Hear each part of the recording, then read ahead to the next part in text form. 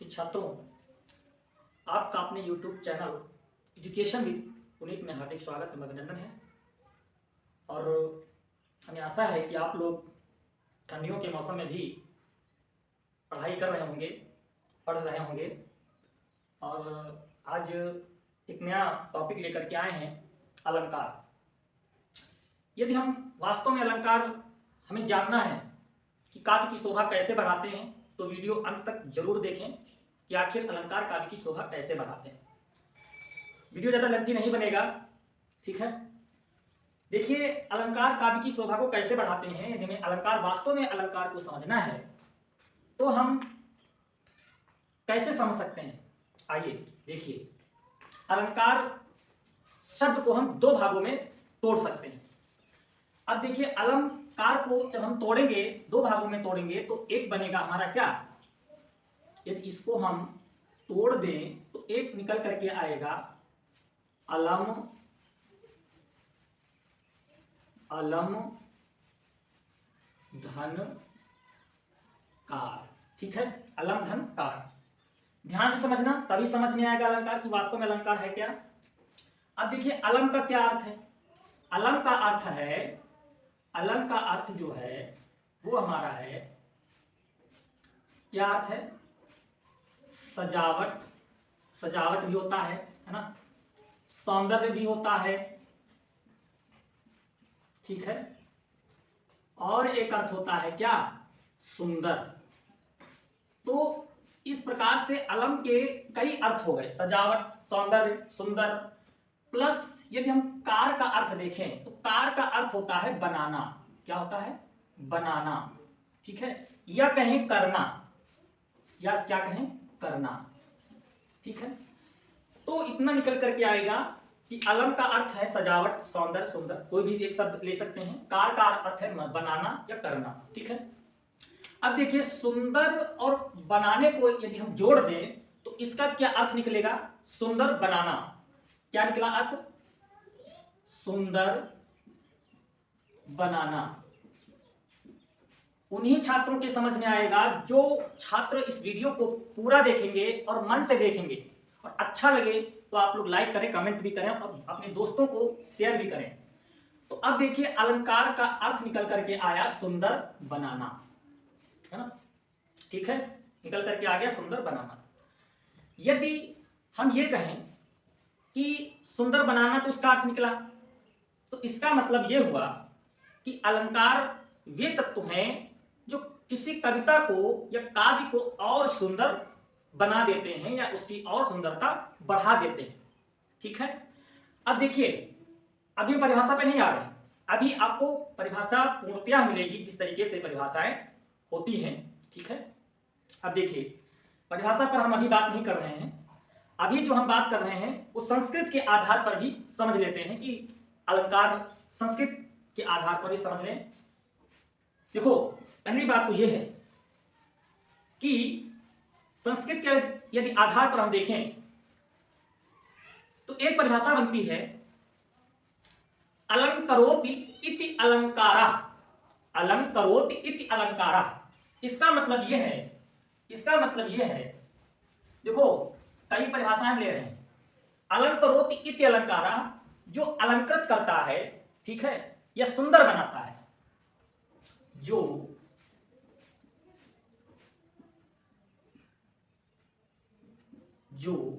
अलंकृत करता है या सुंदर बनाता है, वह अलंकार है।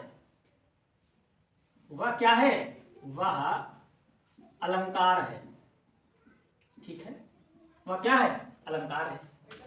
यदि संस्कृत के आधार पर एक दूसरी परिभाषा देखें तो हम कह सकते हैं कि अलंक्रियते अनेन इति अलंकारः। अलंक्रियते अनेन इति अलंकारः, जिसके द्वारा किसी कविता को अलंकृत किया जाता है। लिख सकते हैं कि जिसके द्वारा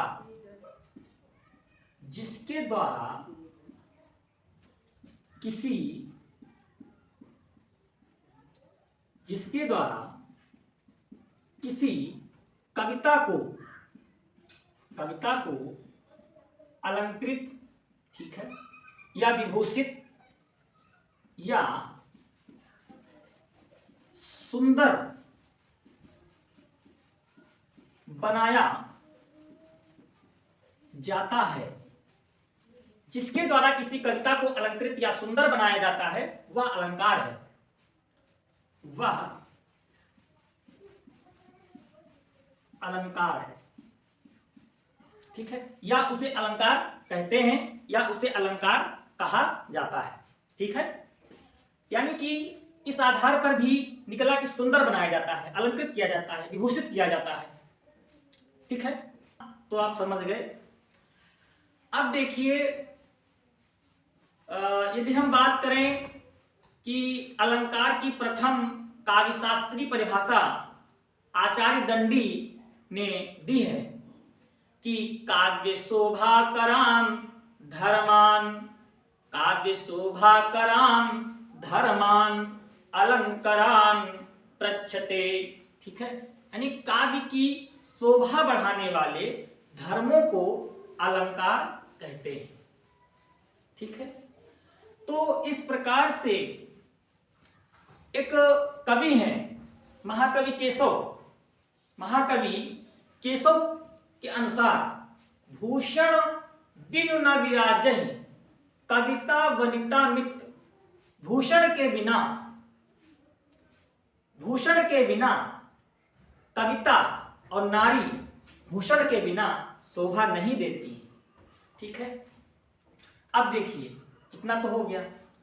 अब हमें करना क्या है, समझना तो यह है कि काव्य को अलंकार सुंदर बनाते कैसे हैं, काव्य की शोभा बढ़ाते कैसे हैं, समझना तो यही है, ठीक है। तो अब देखिए क्या करते हैं।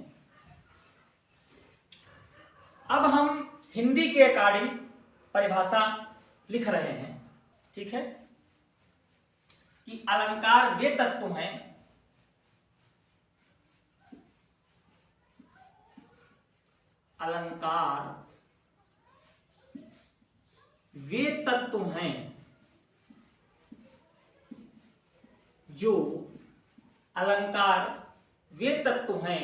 जो काव्य को सुंदर बनाते हैं, जो काव्य को सुंदर बनाते हैं या काव्य की शोभा बढ़ाते हैं। तो अलंकार वे तत्व हैं जो काव्य को सुंदर बनाते हैं।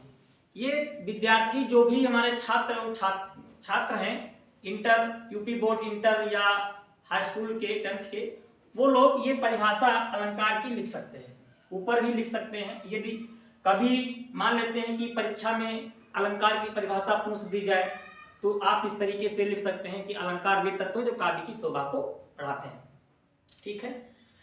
अब देखिए, बात ये हुई कि अब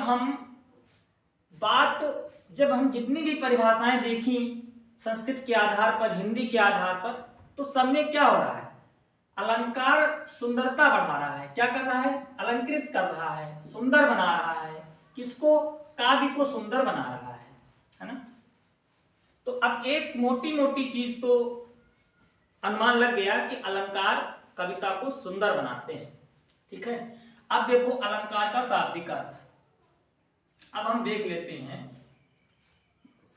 अलंकार का शाब्दिक अर्थ।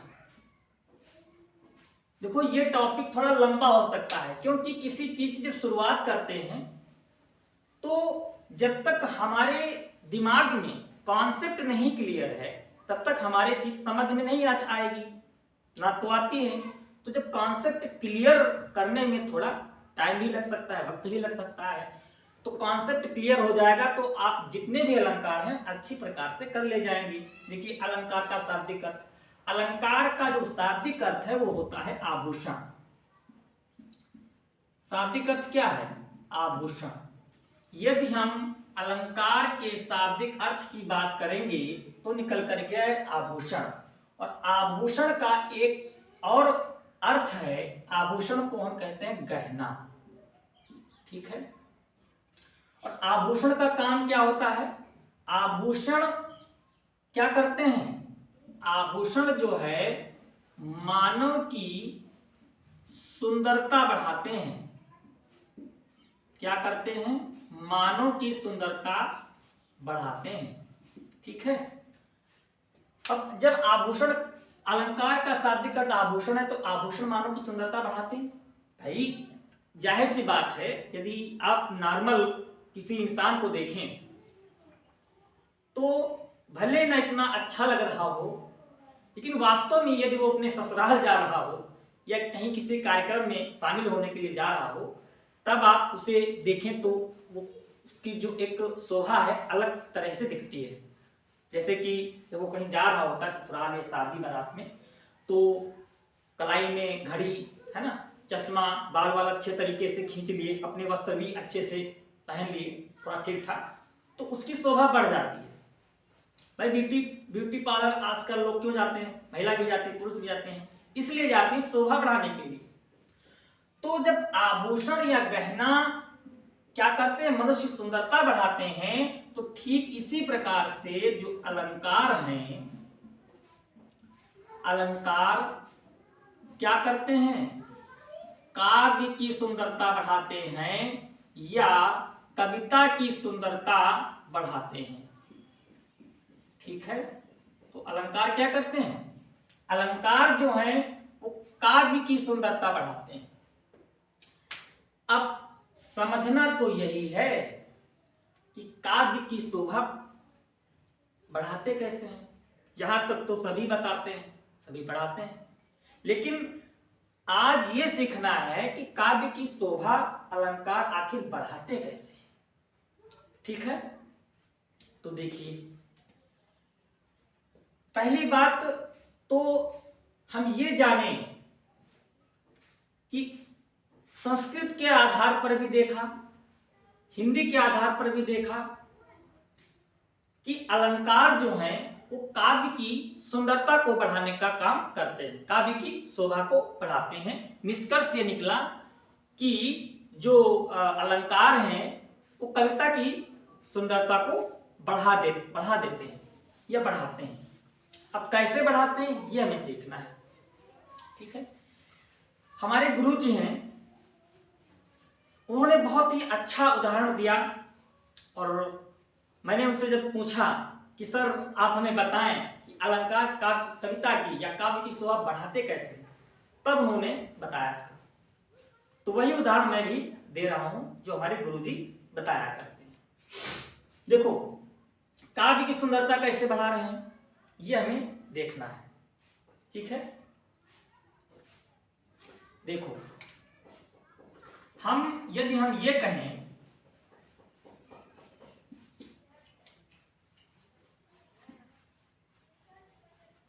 ब्रज में, ठीक है, ब्रज में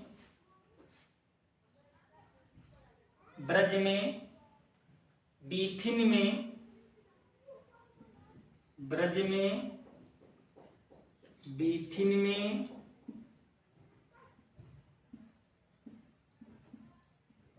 बेलिन में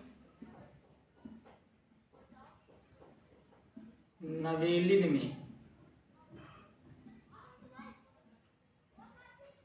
ब्रज में बीथिन में बेलिन में नवेलिन में। ठीक है। ब्रज में बीथिन में बेलिन में नवेलिन में, बनन में बागन में, बनन में बागन में, बनन में बागन में बगरो बसत है, बगरो बसंत, बगरो बसंत है। ये पद्माकर जी की पंक्तियां हैं। ब्रज में बीथिन में बेलिन में नवेलिन में, बनन में बागन में बगरो बसंत है। देखो अब इसमें कुछ हम बदलाव करेंगे।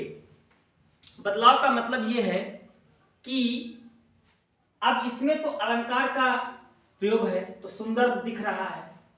अब अलंकार का प्रयोग होने के कारण हमको पढ़ने में भी अच्छा लग रहा है। अर्थ भले ना हमको पता चल रहा हो लेकिन अच्छा लग रहा है कि ब्रज में, बीथिन में, बेलिन में, नवेलिन में, बनन में, बागन में, बगरो बसंत है।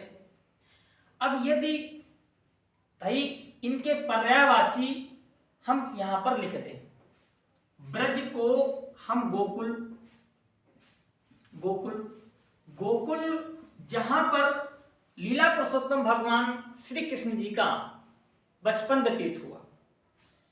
बीथिन का मतलब है क्या? गली। क्या है? गली। भाई ध्यान से समझोगे तभी समझ में आएगा। यदि वीडियो आपको अच्छा लग रहा हो तो आपसे विनम्र निवेदन है कि आप लोग लाइक करें, कमेंट करें, शेयर भी करें। गली, बीथिन का मतलब क्या है? गली। बेलिन का मतलब क्या है? लता, लता, ठीक है। और नवेली का मतलब क्या है? नववधु, नववधु, जिसकी नई नई शादी हुई हो। बनन का क्या अर्थ है? जंगल। और बागन का क्या अर्थ है?